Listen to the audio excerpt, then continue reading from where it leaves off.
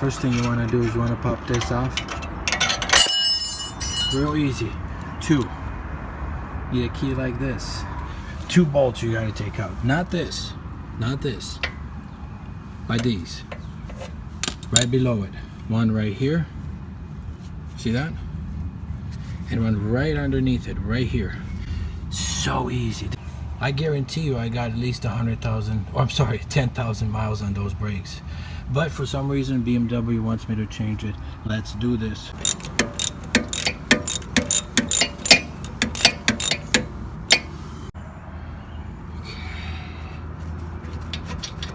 There you go. Your brakes are almost off.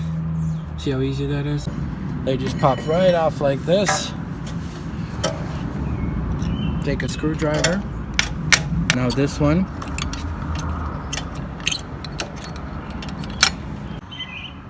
Okay, so if you have a newer BMW, as you can see, it's got a little sensor here, so just all you got to do is unclip it.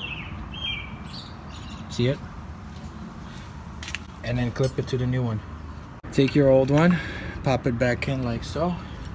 Take your C-clamp, push the brake caliper back in, which is real easy to do. Let's take our C-clamp off.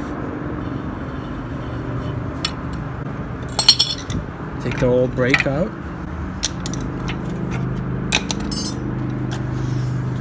Take the new brake. It should go right back in. Set. I'm gonna take the new one, pop it back in, like so. There we go. Alright, once you pop them both in, the brakes are back in. Take the bolts and put them back in. Okay, now you put those bolts back on.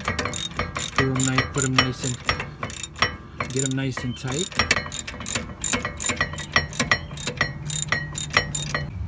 Don't forget to pop this pin back in. Real easy to do. Okay. Okay. You're ready to go. Put the tire back on and you're good.